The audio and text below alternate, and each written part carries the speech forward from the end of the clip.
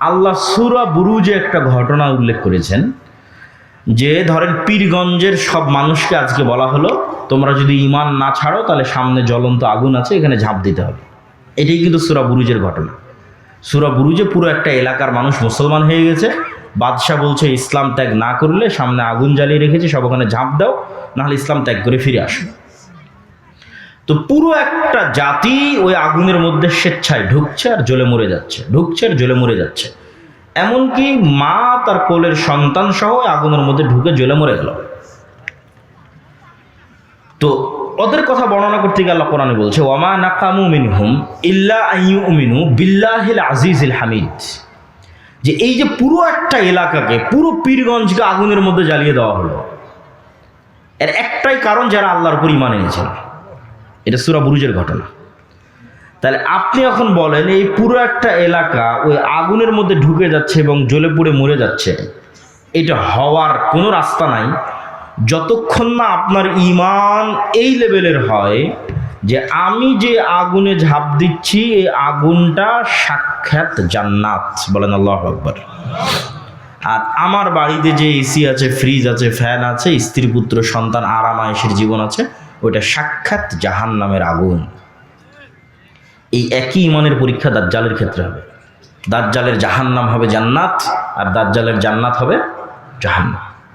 তাহলে যতক্ষণ আপনার ওই লেভেলের ঈমান তৈরি না হয়েছে, ওই লেভেলের স্যাক্রিফাইস করার মানসিকতা তৈরি না হয়েছে, ভাই কিসের বিজয়?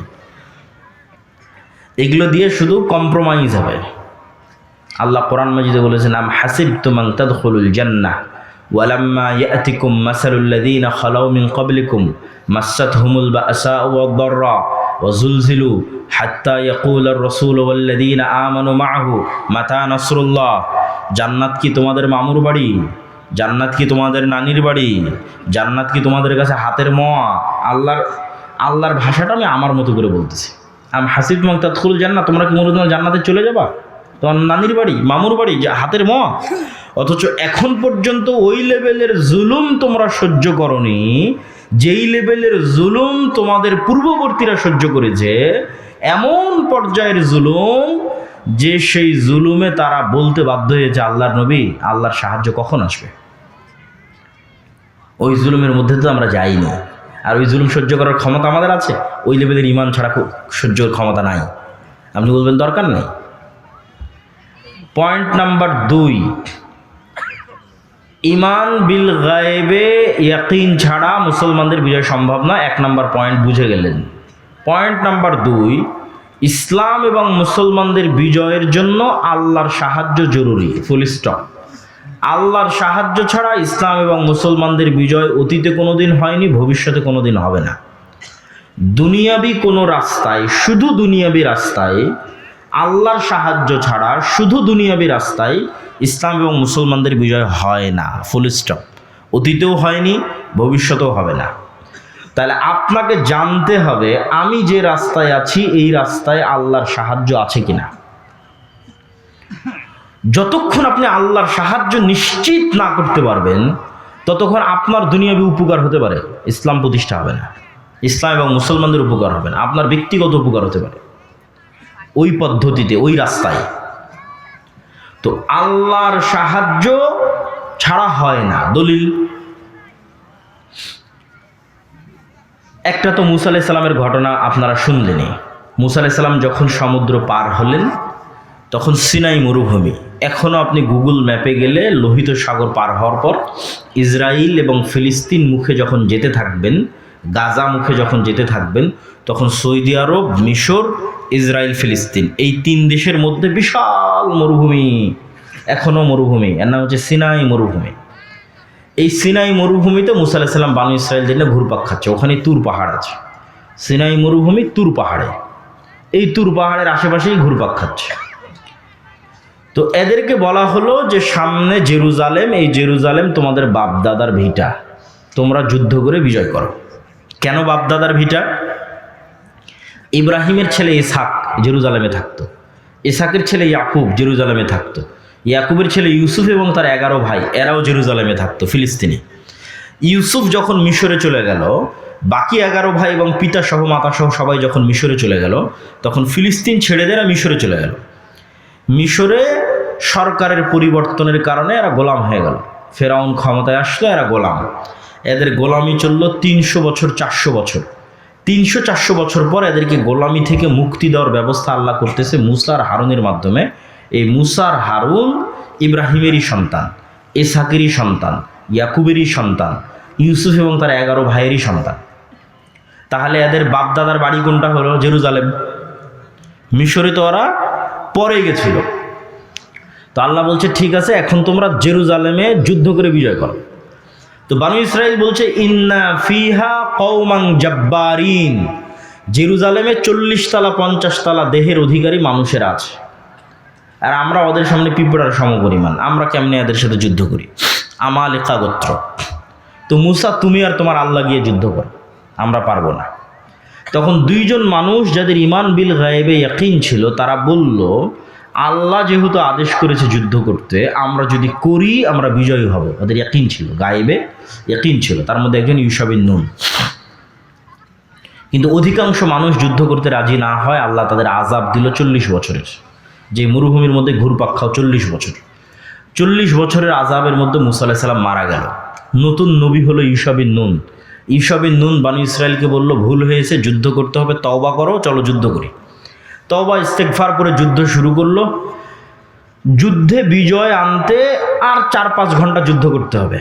জয় জয় ভাব, কিন্তু এখনো জয় হয়নি। আর এদিকে সূর্য ডুবে যাচ্ছে। সূর্য আর আধা ঘন্টা 1 ঘন্টার মধ্যে ডুবে যাবে। শুক্রবারের দিন বিকেলবেলা। আর শনিবারে মুসা আলাইহিস সালামের দিনে যুদ্ধ নিষিদ্ধ। তাহলে যুদ্ধ আবার শুরু করতে হবে রবিবার। তো ইউশা বিন নুন দেখলেন যে আজকে যদি এক টানে এক ঝটকায় যুদ্ধ শেষ করে বিদায় না হতে পারি, তাহলে এই জয়ের মোমেন্টাম তৈরি করা কঠিন আছে। প্রতিটা জিনিসের একটা মোমেন্টাম থাকে, অতএব যুদ্ধ আজকেই শেষ করতে হবে। তো আজকে যুদ্ধ শেষ করার একটাই রাস্তা আছে, সেটা হচ্ছে সূর্যকে থামিয়ে দিতে হবে। কার মাথার মধ্যে এই বুদ্ধি আসতে পারে যে আজকে আমার যুদ্ধ বিজয়ের জন্য সূর্য থামাতে হবে? তাহলে কোন লেভেলের গায়েবে ইয়াকিন রাখতো ইউশা বিন নুন যে মাথার মধ্যে এই বুদ্ধি কাজ করতেছে যে এখন যুদ্ধ চালাবো, কাকে থামাতে হবে? সূর্যকে। তখন ইউশা বিন নুন আল্লাহকে বলতেছে সূর্যের দিকে ইশারা করে, আল্লাহ আপনি সূর্য থামিয়ে দেন। তো বান্দার বিশ্বাস যেমন, আল্লাহর সহযোগিতা তেমন। সহিহ বুখারীর হাদিস, পৃথিবীর ইতিহাসে প্রথমবার আল্লাহ সূর্য থামিয়ে দিলেন। আল্লাহু আকবার, প্রথমবার। তাহলে এখানে ইউশা বিন নুন দুনিয়ার শক্তিতে বিজয় হচ্ছে না আল্লাহর সাহায্যে? আল্লাহর সাহায্যে। এই একই জেরুজালেম আবার 200-300 বছর পর দাউদ, সুলাইমান, তলুত তারা বিজয় করতেছে জালুতের বিরুদ্ধে। এটাও কোরআন থেকে বলবো। তো আল্লাহ বলল তোমরা যদি যুদ্ধ করতে চাও, সামনে যে নদী আছে এই নদী পানি পান না করে পার হতে হবে, সাঁতার কেটে। এটা পরীক্ষা। এই পরীক্ষায় যারা পাশ করবে তারা যুদ্ধ করবে। তো পানি পান না করে পার হয়েছে 300 প্লাস মাইনাস সামথিং মানুষ, মাত্র 300। এই 300 মানুষ পার হওয়ার পর দেখছে যে জালুতের লক্ষ বাহিনী। তো লক্ষ বাহিনীর সামনে 300 মানুষ দাঁড়ানোর কোনো রাস্তা আছে? কোরআনের আয়াত। এই 300 মানুষের একদল মানুষ বলছে, কোরআনের আয়াত, লা তাকাতা লানাল ইয়াউমা বিজালুত ওয়া জুনুদিহি। আরে আজকে কিসের যুদ্ধ হবে? লক্ষাধিক মানুষের সাথে 300 মানুষের আবার যুদ্ধ কিসের?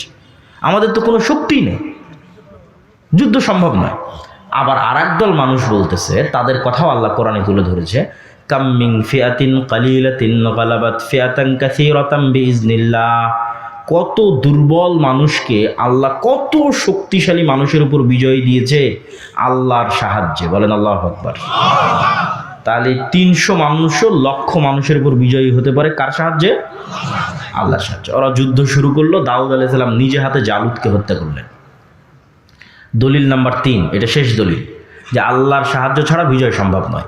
মুহাম্মদ সাল্লাল্লাহু আলাইহি ওয়াসাল্লাম বদরে, উহুদে, খন্দকে 3 যুদ্ধেই মুহাম্মদ সাল্লাল্লাহু আলাইহি ওয়াসাল্লামের 300, আবু জাহালের 1000, মুহাম্মদ সাল্লাল্লাহু আলাইহি ওয়াসাল্লামের 700, উহুদে আবু সুফিয়ানের 2000, খন্দকে মুহাম্মদ সাল্লাল্লাহু আলাইহি ওয়াসাল্লামের 700, আবু সুফিয়ানের 10,000।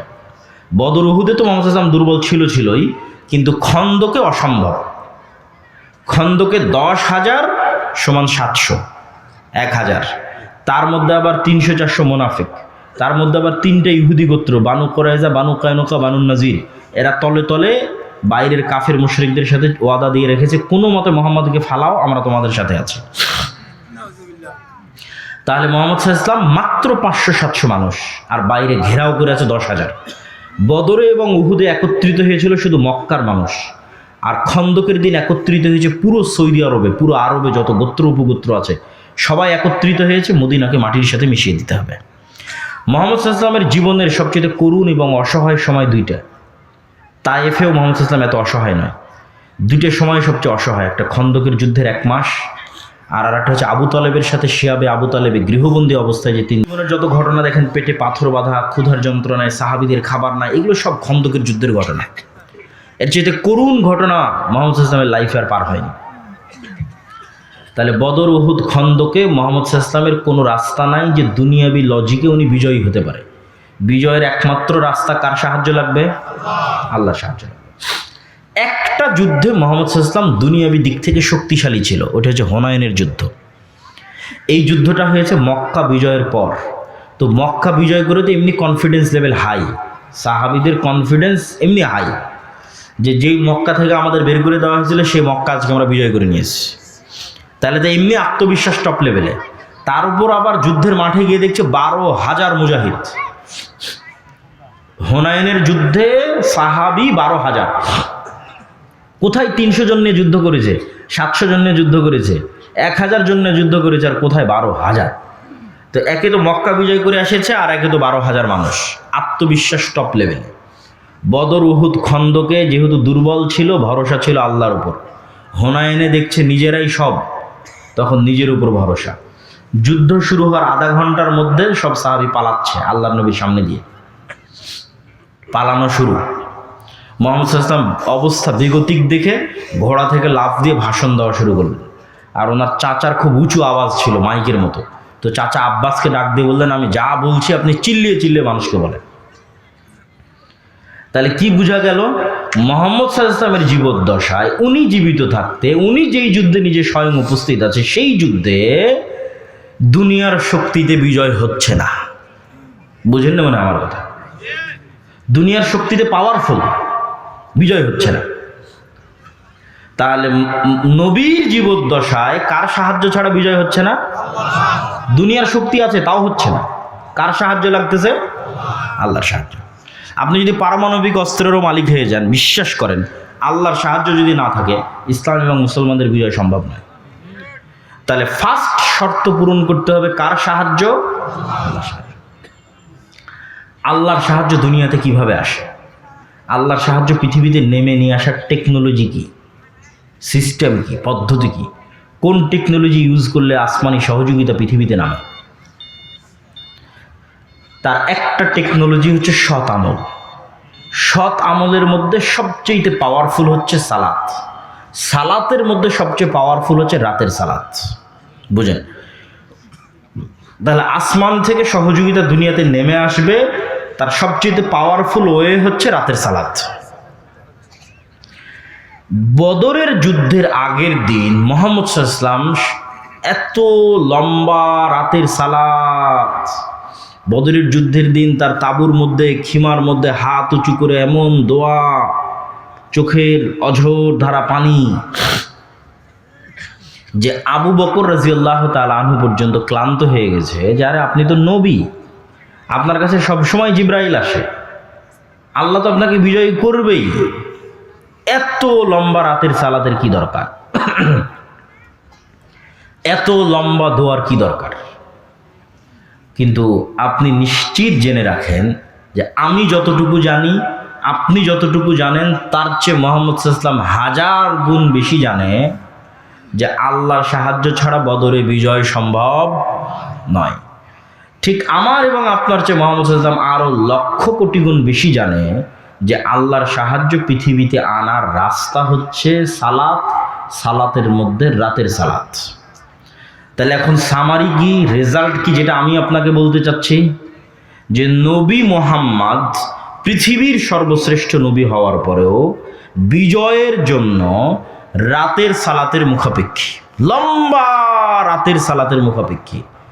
আর আমি আপনি গুনাহগার হওয়ার পরও, নবী না হওয়ার পরও, রাতের সালাত বহু দূরের কথা, 5 ওয়াক্ত সালাত আদায় না করেও শুধু ভোট দিয়ে নাকি ইসলাম বিজয় হয়ে যাবে? সম্ভব নয়। যতক্ষণ মানুষ সালাত আদায় না করেছে ততক্ষণ আল্লাহ বিজয় দিবে না। আর যতক্ষণ আপনার ঈমান বিল গায়বে ইয়াকিন তৈরি না হয়েছে,